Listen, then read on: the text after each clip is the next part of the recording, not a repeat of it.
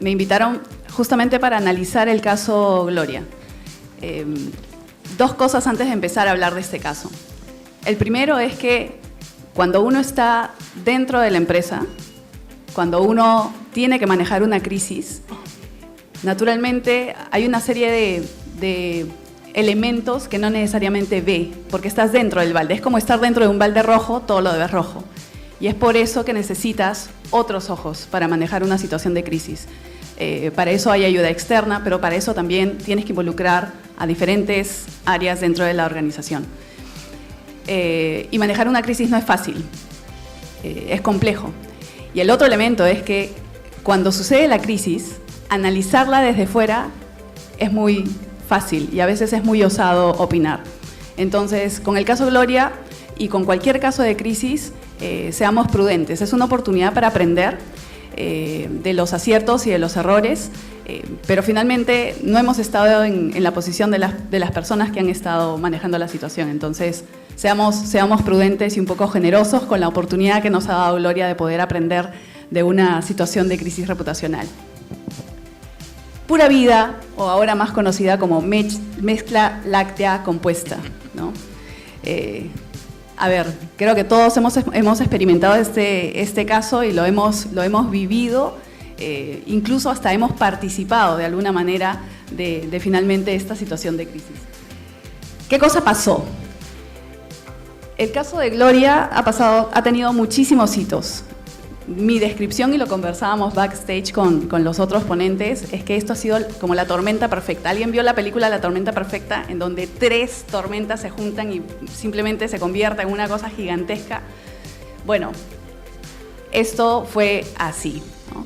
Creo que no vamos a ahondar en digamos, el ciclo de eventos, pero sí en algunos hitos importantes. Esto empieza en Panamá, como todos saben, y luego de que se está manejando el tema en Panamá, que se produce la denuncia de los ganaderos y de la Asociación de Protección al Consumidor en Panamá, esto llega a Perú. Y cuando la información llega a Perú, entonces empieza a reventar. Y revienta por varios aspectos. No solamente se empieza a cuestionar, es más, ni siquiera se empieza a cuestionar el tema del etiquetado primero, sino se empieza a cuestionar la calidad del producto. Y se empiezan a insertar elementos de duda sobre si es tóxico o no, si es cancerígeno o no alguno de sus componentes, lo que empieza a acrecentar entonces la situación de crisis. Otro elemento importante, o otro hito importante acá, es el momento en el que se comunica la empresa. Hay dos, ustedes lo ven ahí señalados en azul, encuadrados. Hay algunas instancias de comunicación formal de la compañía, pero ahora vamos a ver qué pasa con esa comunicación y con ese estilo de comunicación. Porque las disculpas que hemos visto en el caso de Segundo Muelle funcionan y son acogidas positivamente, y por qué las disculpas en este caso no necesariamente. Y además vemos otros actores involucrados en este ciclo. Vemos a la Asociación de Ganaderos, también, como lo ha mencionado Diego, vemos a intereses políticos, vemos a congresistas, y además una serie de actores y de influyentes que en redes sociales también empiezan a generar conversación. Así que, dicho esto, vamos a empezar a ver todas estas olas que forman este gran tsunami. ¿Qué hizo Gloria? ¿Qué pasó? ¿O qué es lo que percibimos que hizo Gloria? Que es importante también mencionar.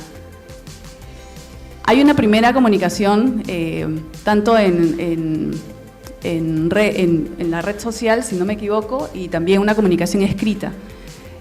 Y uno de los análisis que muchos expertos han hecho, entre ellos, de hecho, Milton es uno, es que finalmente ¿cuál es el tono de comunicación de este primer contacto que tiene la empresa con su público?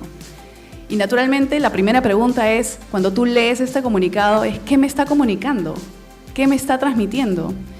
En una situación de crisis, y hay que evaluar naturalmente la situación puntual, el tono de comunicación es radical, porque te puede conectar o desconectar de las personas. Y el primer comunicado estuvo enfocado en datos, en temas legales. ¿Qué tanto eso me conectó o no con la gente?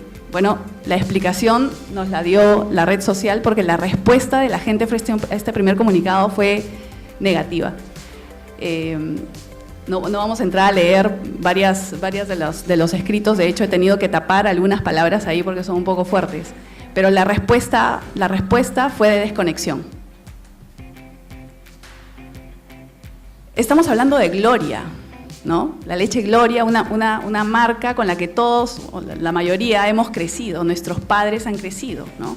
Y además, acuérdense del estilo de la publicidad de la marca, muy asociado a los temas emocionales. Entonces, siendo Gloria una love mark, ¿por qué comunicarse con la gente desde el lado no racional, desde el lado racional y no desde el lado emocional como normalmente eran sus publicidades en algún momento, y que finalmente era lo que había permitido construir una relación en todo este tiempo? Gloria es prácticamente estaría dentro de las tradiciones peruanas de Ricardo Palma, así de conectado está con la vida de los peruanos. Y para el peruano la leche es leche, ¿no? Entonces, este tipo de comunicación de Gloria finalmente hace que la gente empiece a exaltarse muchísimo más, empieza a desconfiar, empieza a cuestionar, empieza simplemente no solamente a cuestionar lo que está pasando ahora, sino al consumo que había tenido durante todo este tiempo, ¿no? Y después de la comunicación escrita, percibida como fría, viene la comunicación visual, ¿no? Este video que sale en YouTube de uno de los ejecutivos de Gloria, pidiendo disculpas y explicando. La reacción inmediata fue un video meme, ¿no? Y muchísimos memes, digamos, haciendo burla de esta comunicación. Otra vez, un tono y un contenido que no necesariamente conectado. Entonces, ya se va formando una ola más grande, ¿me entiendes? O sea, la primera comunicación que desconecta, esta segunda comunicación que no hace sentido, que no rebota. Y luego, otra cosa más, ¿no? Se filtra este comunicado que la empresa envía a sus trabajadores. Todos pudieron leer este comunicado en algún momento, ¿no? En donde la empresa lo que le dice es: estamos abriendo el acceso a redes para que te unas a esta campaña de demostrar el cariño por tu marca, por tu empresa, ¿no? Entonces, desde el momento en que este tipo de comunicación se filtra en las redes, empezamos a leer qué tipo de cultura organizacional tiene la compañía, ¿no? ¿Por qué un trabajador que está conectado, que quiere su marca, finalmente termina filtrando este tipo de comunicados? ¿O cómo se filtra este comunicado? Y de qué está pasando dentro de la compañía, ¿no? Y bueno, no vamos a tener tiempo de revisar el detalle del comunicado, pero finalmente es hasta el día tal, ¿no? Te ponen una fecha, un deadline para tú poder compartir o ingresar en esta campaña. Entonces la interpretación es, o sea, me dan acceso a redes por un tiempo y luego me lo vuelven a quitar, solamente porque estamos en una situación de crisis. ¿Correcto? Naturalmente la respuesta en redes también fue completamente negativa, ¿no? Ola número 3. Y luego sale esta campaña, ¿no? Esta campaña por fiestas patrias, si mal no recuerdo, y naturalmente ya todos los expertos en marketing, en publicidad, en temas de comunicación, empiezan a opinar y a generar más conversación sobre el tema. Acá ya estamos en un punto en donde la cantidad de rebote que tiene en redes y en medios tradicionales es inmenso, ¿no? Ya en este momento hay prácticamente un huracán y un tsunami inmenso del que es muy, muy difícil salir, y vamos a seguir viendo las siguientes acciones. Sale este famoso hashtag, ¿no? Por Radio Exitosa, a propósito de la comunicación que hace en ese momento el gerente general, que a propósito luego es destituido, correcto, cuando hablaba del tema de yo confío en que los consumidores peruanos van a perdonar a la marca, ¿no? Y entonces con este hashtag, la destrucción en redes fue muchísimo, muchísimo mayor, ¿no? Yo no perdono a Gloria se convirtió en un fuerte trending topic, y además todo el contenido no solamente era contenido de burla, sino contenía una serie de preocupaciones y una serie de quejas que no necesariamente se tomaron para gestionar, ¿correcto? Además, volvemos a los riesgos que hay en el tono de la comunicación, en cómo yo me comunico, cómo yo como cabeza de la organización, los dos patriarcas, Jorge Rodríguez y luego Don Vito Rodríguez, se expresan y se comunican, ¿no? Si ustedes leen el texto, cuando él se refiere a la relación con los ganadores y al riesgo que pueden tener los ganaderos, cuando él dice esto no es una amenaza, la interpretación fue completamente diferente, ¿no? Entonces, si el patriarca se está comunicando de esta manera, la cantidad o sea, ya no solamente el imaginario, sino hay elementos reales a través de los cuales la gente empieza a tomar una mayor interpretación sobre la cultura organizacional y el manejo de esta situación de crisis. La entrevista con Don Vito en un programa televisivo, ¿no? Como lo conversábamos antes, y para los que han visto, fue una entrevista muy emotiva, ¿no? Y de hecho, pónganse en el lugar de esta persona que construyó este imperio y ver que esto sucedía, ¿no? Y claro, naturalmente lo que él le decía al periodista es, claro, toda esta situación nos ha aturdido. Y claro, esa es una nueva señal, y para nosotros nos ha quedado claro de que había un caos interno y de poco manejo de esta situación, porque naturalmente no habían estado preparados, no se había construido con anticipación sistemas, mecanismos y una cultura que finalmente fortalezca el escudo reputacional de una compañía. Y además, otro elemento que empieza a saltar es cómo una empresa que en 6 años ha cambiado 6 o 7 CEOs puede naturalmente tener la solidez para poder enfrentar este tipo de situación. Ya a este punto simplemente ya no había nada más que decir, ¿no? A este punto ya, de hecho había una comunidad muy fuerte en redes también, y no solamente en redes, influencers y periodistas, que también salieron a poner una voz objetiva, porque naturalmente mucho se cuestionaba sobre una serie de factores cuando finalmente el problema inicial había sido el tema del etiquetado como forma. De fondo, el problema, como vamos a ver, es mucho mayor. Salieron estos videos, ¿no es cierto? Ustedes lo vieron, el video de los trabajadores, el video también en donde el patriarca habla, pero ya a este punto la credibilidad era nula, ¿no? Y las bromas al respecto de los trabajadores y de cuánto le estaban pagando a los trabajadores para que salieran en este video, empezaron a cuestionar muchísimo más el manejo, ¿no? El impacto en redes, todo lo hemos visto, fue implacable, ¿no? Hemos visto en Twitter, hemos visto en Facebook, hemos visto en todas las redes a través de fotos, videos y frases. Finalmente fue completamente asesino, ¿no? Fue muy duro, fue muy, muy duro. Hay una iniciativa interesante, naturalmente, que es este portal. Si lo han visto, que es Infogloria, es un portal que se desarrolla, que es interactivo, a diferencia de la web, tema en el que no vamos a ahondar porque finalmente es muy complejo, pero Gloria no tenía, ¿no?, una comunicación, una gestión comunicacional que responda a las exigencias de los tiempos actuales, ¿no? Su página web, el desarrollo de su página web es cero interactivo y desarrolla este portal para dar información. Pero claro, lo desarrolla cuando ya 7 olas habían pasado, ¿no es cierto? Entonces, es un portal interesante, se crea un hashtag además para contar la historia del proceso, pero ya, o sea, la situación, el terreno en el que se crea ya era un terreno bien difícil de arraigar. Los resultados finales, que todos los hemos visto, el impacto en ventas, había una pérdida muy grande, si mal no recuerdo eran como 49 millones de soles, pero el impacto también fue en la marca, y además no en la marca Pura Vida, en la marca Gloria, ¿no? Otro tema también gigante para conversar es el tema de la estrategia de marketing, ¿no? La estrategia One Brand de Gloria y cómo esto impacta. Pero también el otro impacto y el más importante, creo yo, fue en las personas. Y en las personas hablo de todos los grupos de interés. Naturalmente, las instituciones como Digesa sufre también el impacto de esta crisis cuando se destapan una serie variables en relación a las tomas de decisiones y 7 funcionarios salen de la organización, de la institución. Así que, ¿qué aprendemos?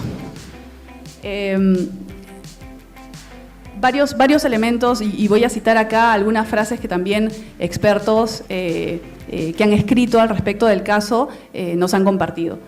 Lo primero es que no basta con cumplir la ley, ¿no? Ya pasamos el momento en el cual las empresas simplemente pueden decir, sí, yo estoy cumpliendo con el marco regulatorio, con el marco legal. Eso ya no es suficiente, eso ya no conecta con el consumidor. El consumidor no quiere que solamente cumplas la ley. Y además hay algo importante en este tema, que tenemos que construir una marca que sea relevante para los consumidores y que sea relevante también para el consumidor interno, para el colaborador. Esa relevancia tiene que fundamentarse en una gestión justa, en una gestión transparente y una gestión que sea comunicada, ¿no? Hay una frase que Milton le ha dicho siempre y que la he puesto acá también, que es: lo que no se comunica no existe. Hoy la realidad es la percepción de mi consumidor, la percepción de la persona que está al frente de mí. Entonces tengo que construir esa percepción, que finalmente es la reputación de la compañía. Otro elemento importante que también ha mencionado Diego es la identificación y el entendimiento de los grupos de interés. No solamente tengo que saber quiénes son, no solamente tengo que saber quiénes son influyentes, quiénes tienen más poder, etc. Tengo que conocerlos, tengo que entender, tengo que saber cuál es ese estilo de vida, su forma de comunicarse para yo acercarme a ellos y yo construir vínculos. Sin vínculos con mis stakeholders, con mis grupos de interés, el fenómeno de manejar una crisis es muy complicado, es inexistente. Otra cosa que mencionaba Milton también es que no hay marca que no sea vulnerable ahora, ¿no?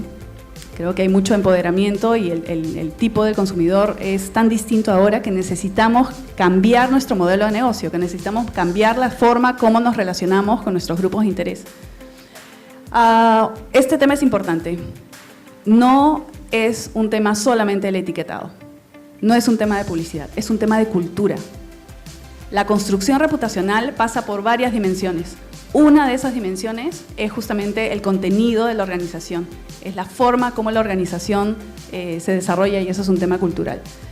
Varios elementos relacionados a gestión comunicacional es que necesitamos, desde el rol de la dirección de comunicación, o las empresas tienen que incorporar justamente esta visión de que la comunicación es relevante, no solamente en el momento de la crisis, sino en etapas previas de prevención y de construcción de mecanismos que finalmente me permitan estar preparados para, ojalá que no, situaciones así o más graves. Y finalmente, estos cinco clústeres que también los ha explicado bastante bien Café Taipá, para gestionar reputación necesitas trabajar varias dimensiones. El tema cultural es indispensable. Tus trabajadores tienen que formar parte de tu escudo reputacional, pero eso no puede ser construido en el momento de la crisis, tiene que ser construido con anticipación y con tiempo para que sea real y consistente.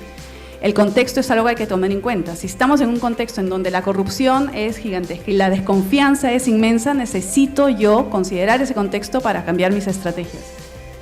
Mi comunidad. Yo como Gloria tengo un montón de gente que ha crecido con la marca y quiere la marca. Ahora el reto es construir y recuperar esa relación con ellos. Y naturalmente el tema de grupos de interés que lo hemos comentado. El caso Gloria no es un caso fácil, es un caso complejo porque tiene varias aristas, pero nos ha permitido aprender que tenemos que estar preparados, que tenemos que anticipar, que necesitamos insertar estrategias de comunicación en la gestión y que naturalmente el proceso de transformación cultural es indispensable para justamente generar este ADN adaptativo en las empresas y un foco en la construcción reputacional a través del trabajo en 7 dimensiones, como lo postulan algunos mecanismos. Gracias.